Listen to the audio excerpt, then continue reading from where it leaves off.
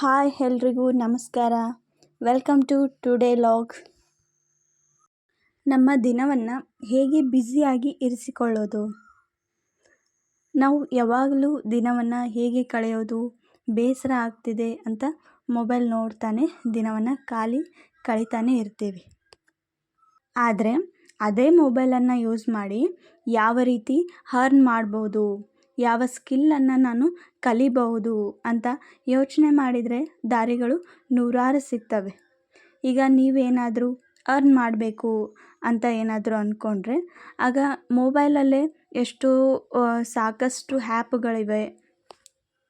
Example insta, YouTube, Facebook ಇನ್ನೂ ತುಂಬಾ ಇದ್ದಾವೆ. ಇದನ್ನು ಯಾವ ರೀತಿ ಯೂಸ್ ಮಾಡ್ಕೋಬೇಕು ಅಂತ ಅನ್ನೋದಾದರೆ, ಇವಾಗ ಯಾರ್ದಾದ್ರೂ ಬರ್ತ್ಡೇ ಇತ್ತು ಅಂತಂದರೆ ನೀವೇನು ಮಾಡ್ತೀರಾ, ಅವ್ರ ಫೋಟೋ ತೊಗೊಂಡು ಅವ್ರ ವಿಡಿಯೋನ ತೊಗೊಂಡು ತುಂಬ ಚೆನ್ನಾಗಿ ಎಡಿಟ್ ಮಾಡ್ತೀರಾ.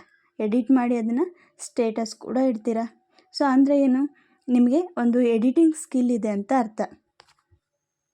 ಆ ಎಡಿಟಿಂಗನ್ನೇ ನಾವು ಪ್ರೊಫೆಷ್ನಲ್ ಆಗಿ ಯೂಸ್ ಮಾಡ್ಕೋಬೇಕು. ಅಂದರೆ ಆ ಎಡಿಟಿಂದನೇ ನಾವು ಅರ್ನ್ ಕೂಡ ಮಾಡ್ಬೋದು. ಅಂದರೆ ಈಗ ನಾವು ದಿನನಿತ್ಯ ಯಾವುದಾದ್ರೂ ಒಂದು ಸಿಚುವೇಶನ್ ನೋಡ್ತಾನೆ ಇರ್ತೀವಿ. ಅಂದರೆ ಗಿಡಗಳಾಗಿರ್ಬೋದು, ಪಕ್ಷಿಗಳಾಗಿರ್ಬೋದು, ಅಲ್ಲೇನೋ ಒಂದು ಘಟನೆ ನಡೀತು ಅಂತಂದಾಗ ಅದನ್ನು ವಿಡಿಯೋ ಮಾಡ್ಕೋದಾಗಿರ್ಬೋದು, ಮತ್ತು ಮಳೆ ಬರೋದಾಗಿರ್ಬೋದು, ಇನ್ನಿತರ ಸಿಚುವೇಶನ್ಗಳು, ಒಂದು ಫೋಟೋಸ್ಗಳು ಸಿಗ್ತಾನೆ ಇರ್ತವೆ ಅಲ್ವಾ. ಅದನ್ನೇ ನಾವು ಒಂದು ಫೋಟೋ ಸಿಗ್ತಾ, ಒಂದು ಯಾವುದೋ ಪಕ್ಷಿ ಫೋಟೋ ಸಿಗ್ತಾ ಚೆನ್ನಾಗಿ ಎಡಿಟ್ ಮಾಡೋಕ್ಕೆ ಬರ್ತಾ, ಅದನ್ನು ಎಡಿಟ್ ಮಾಡಿ ಈಗ ಇನ್ಸ್ಟಾದಲ್ಲೇ ಆಯಿತು, ಯೂಟ್ಯೂಬಲ್ಲೇ ಆಯಿತು, ಶಾರ್ಟ್ಸಲ್ಲಿ ನಾವು ಅಪ್ಲೋಡ್ ಮಾಡಿದರೆ ಏನಾಗುತ್ತೆ, ಅದರಿಂದ ನಿಮ್ಮ ಒಂದು ಎಡಿಟಿಂಗ್ ಸ್ಕಿಲ್ ಅನ್ನೋದು ಕೂಡ ಇಂಪ್ರೂವ್ ಆಗುತ್ತೆ. ಮತ್ತು ಅದರಿಂದ ಅರ್ನ್ ಕೂಡ ನೀವು ಮಾಡ್ಬೋದು. ನಿಮ್ಮ ಟೈಮನ್ನು ಕೂಡ ಆರಾಮಾಗಿ ಕಳಿಬೋದು. ಈಗ ನಿಮಗೇನಾದರೂ ಚೆನ್ನಾಗಿ ಎಡಿಟ್ ಮಾಡೋದಕ್ಕೆ ಬರಲ್ಲ, ಆ ಸ್ಕಿಲ್ ನನ್ನ ಹತ್ರ ಇಲ್ಲ ಅಂತಂದಾಗ ಬೇರೆ ಸ್ಕಿಲ್ ಇದೆ. ಅಂದರೆ ಚೆನ್ನಾಗಿ ಮೆಹಂದಿ ಡಿಸೈನ್ ಹಾಕ್ತೀನಿ, ರಂಗೋಲಿನ ಹಾಕ್ತೀನಿ, ಅಡುಗೆ ಕೂಡ ಚೆನ್ನಾಗಿ ಮಾಡ್ತೀನಿ, ಈ ರೀತಿ ಕೆಲವೊಂದು ಬೇರೆ ಬೇರೆ ಸ್ಕಿಲ್ಸ್ ಇದ್ದಾವೆ ಅಂತಂದಾಗ ಏನಾಗುತ್ತೆ, ಅಲ್ಲಿ ಯಾವುದೇ ರೀತಿ ಎಡಿಟ್ ಅನ್ನೋದು ಬೇಕಾಗೋದೇ ಇಲ್ಲ. ಒಂದು ಮೆಹಂದಿ ಡಿಸೈನ್ ಹಾಕಿದ್ರಾ, ಸೊ ಅಲ್ಲಿ ಏನು ಹಾಕಿರ್ತೀರಿ ಅದ್ರದ್ದು ಒಂದು ವಿಡಿಯೋ ಮಾಡೋದು, ಜಸ್ಟ್ ಅಪ್ಲೋಡ್ ಮಾಡೋದು, ಅಲ್ಲಿ ಎಡಿಟ್ ಅನ್ನೋ ಒಂದು ಆಪ್ಷನ್ನೇ ಬರೋದಿಲ್ಲ. ಇದರಿಂದ ಏನಾಗುತ್ತೆ, ನಮ್ಮ ಟೈಮ್ ಕೂಡ ಪಾಸ್ ಆಗುತ್ತೆ, ನಮ್ಮ ಸ್ಕಿಲ್ ಕೂಡ ಇಂಪ್ರೂವ್ ಆಗುತ್ತೆ, ಹಾಗೆ ನಾವು ಹಣನೂ ಕೂಡ ಅರ್ನ್ ಮಾಡ್ಬೋದು. ಈ ಥಾಟ್ ಇಷ್ಟ ಆಯಿತು ಅಂತ ಅನ್ಕೋತೀನಿ. ಹಾಗೆ ಇವತ್ತು ಮನೇಲಿ ಊರಿಗೆ ಹೋಗ್ತಾ ಇದ್ರು ನಾಳೆ, ಹಾಗಾಗಿ ನಾವು ಅವಲಕ್ಕಿ ಚೂಡ್ವಾನ ಮಾಡ್ತಾಯಿದ್ವಿ. ಅದನ್ನು ಮಾಡೋದಕ್ಕೆ ಒಂದು ಪಾತ್ರೆಯಲ್ಲಿ ಎಣ್ಣೆನ ಬೆಚ್ಚಗೆ ಮಾಡಿಕೊಂಡು ಅದಕ್ಕೆ ಜೀರಿಗೆ, ಸಾಸಿವೆ ಮತ್ತು ಕರಿಬೇವನ್ನು ಹಾಕಬೇಕು. ಒಂದು 5 ನಿಮಿಷ ಬಿಟ್ಟು ಶೇಂಗಾನ ಹಾಕಿ ಅದನ್ನು ಚೆನ್ನಾಗಿ ಫ್ರೈ ಮಾಡ್ಕೋಬೇಕು.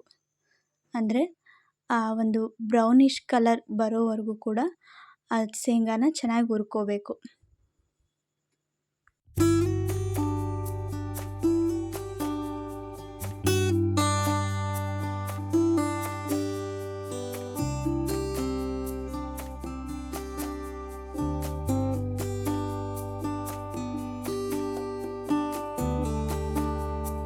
ನಂತರ ಪುಟಾಣಿನ ಹಾಕೋಬೇಕು, ಅದನ್ನು ಕೂಡ ಸ್ವಲ್ಪ ಹೊತ್ತು ಹುರ್ಕೋಬೇಕು. ಇದಕ್ಕೇನು ಶೇಂಗಾದಷ್ಟು ಟೈಮ್ ಏನು ತೊಗೊಳ್ಳೋದಿಲ್ಲ. ಅದಾದಮೇಲೆ ಮೆಣಸಿನ್ಕಾಯಿನ ಹಾಕೋಬೇಕು. ಅಂದರೆ ಇದು ಉಪ್ಪಚ್ಚಿದ ಮೆಣಸಿನ್ಕಾಯಿ. ನಿಮ್ಮ ಹತ್ರ ಏನಾದರೂ ಉಪ್ಪಚ್ಚಿದ ಮೆಣಸಿನ್ಕಾಯಿ ಇಲ್ಲ ಅಂತಂದರೆ ಒಣ ಮೆಣಸಿನ್ಕಾಯಿ ಕೂಡ ಹಾಕ್ಕೋಬೋದು. ಈ ಮೆಣಸಿನ್ಕಾಯಿನ ಹಾಕ್ಕೊಂಡ್ರೆ ಒಂದೊಳ್ಳೆ ಟೇಸ್ಟ್ ಕೂಡ ಕೊಡುತ್ತೆ. ಅದಾದ ನಂತರ ಅದಕ್ಕೆ ಒಂದು ಸ್ವಲ್ಪ ಇಂಗನ್ನು ಹಾಕ್ಕೋಬೇಕು. ಅಂದರೆ ಇಂಗನ್ನು ಹಾಕೋದ್ರಿಂದ ಒಂದು ಒಳ್ಳೆ ಸ್ಮೆಲ್ಲನ್ನು ಕೊಡುತ್ತೆ.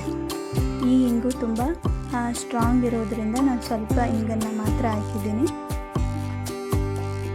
ಆಮೇಲೆ ಅದಕ್ಕೆ ಎಷ್ಟು ಬೇಕೋ ಅಷ್ಟು ಅರಿಶಿನ ಪುಡಿ ಮತ್ತು ಉಪ್ಪು ಇದನ್ನೆಲ್ಲವನ್ನು ಹಾಕ್ಕೊಂಡು ಚೆನ್ನಾಗಿ ಮಿಕ್ಸ್ ಮಾಡಬೇಕು.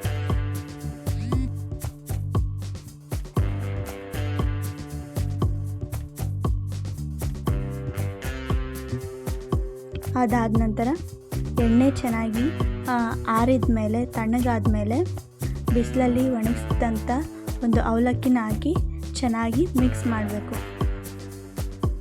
ಮತ್ತು ಇದಕ್ಕೆ ಸ್ವಲ್ಪ ಸಕ್ಕರೆನೂ ಕೂಡ ಹಾಕ್ಕೋಬೋದು. ನಾವು ಸಕ್ಕರೆನ ಹಾಕ್ಕೋತೀವಿ.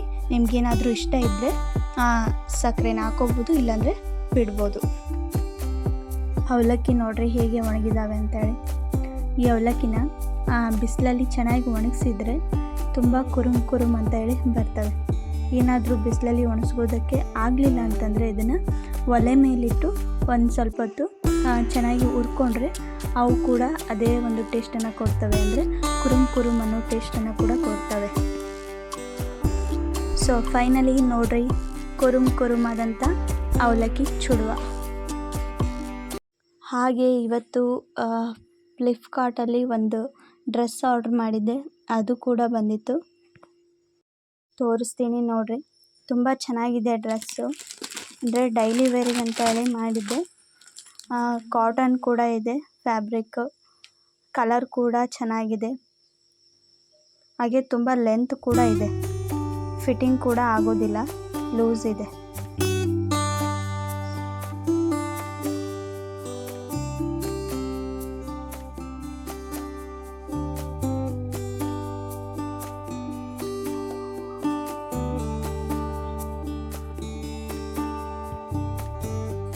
ಮನೇಲಿ ಇವತ್ತು ಹಸಿ ಶೇಂಗಾನ ತೊಗೊಂಡು ಬಂದಿದ್ದರು, ಅಂದರೆ ಕಡಲೆ ಬೀಜನ ತೊಗೊಂಡು ಬಂದಿದ್ದರು. ಅದು ತುಂಬ ಮಣ್ಣಾಗಿತ್ತು. ಅದಕ್ಕೋಸ್ಕರ ಚೆನ್ನಾಗಿ 1-2-3 ಸಲ ತೊಳೆದು ಅದನ್ನು ಕುದಿಸಿದ್ರೆ ಆಯಿತು ಅಂತ ಹೇಳಿ ತೊಳಿತಾ ಇದ್ದೀನಿ. ಚೆನ್ನಾಗಿ ಮಣ್ಣು ಹೋಗೋವರೆಗೂ ತೊಳೆದು ಕುದಿಯೋದಕ್ಕೆ ಇಡಬೇಕು. ಸ್ವಲ್ಪ ಉಪ್ಪು ಹಾಕಿ ತುಂಬ ಒಳ್ಳೆ ಟೇಸ್ಟನ್ನು ಕೊಡುತ್ತೆ. ಅದರಲ್ಲಿ ಬೇರೆ ಈಗ ಮಳೆ ಸೀಸನ್ ಅಲ್ವಾ, ಸೊ ಮಳೆ ಬರೋ ಟೈಮಲ್ಲಿ ಸ್ವಲ್ಪ ಇವನ್ನ ಹಾಗೆ ಬಾಯಿ ಆಡಿಸ್ತಾ ಇದ್ದರೆ ತುಂಬ ಮಜಾ ಅನಿಸುತ್ತೆ. ಯಾರೆಲ್ಲ ವಿಡಿಯೋನ ಕೊನೆವರೆಗೂ ನೋಡಿದ್ದೀರಾ ಅವರೆಲ್ಲರಿಗೂ ಥ್ಯಾಂಕ್ ಯು ಹೇಳ್ತಾ ಈ ವ್ಲಾಗ್ನ ನಾನು ಇಲ್ಲಿಗೆ ಎಂಡ್ ಮಾಡ್ತಾ ಇದ್ದೀನಿ.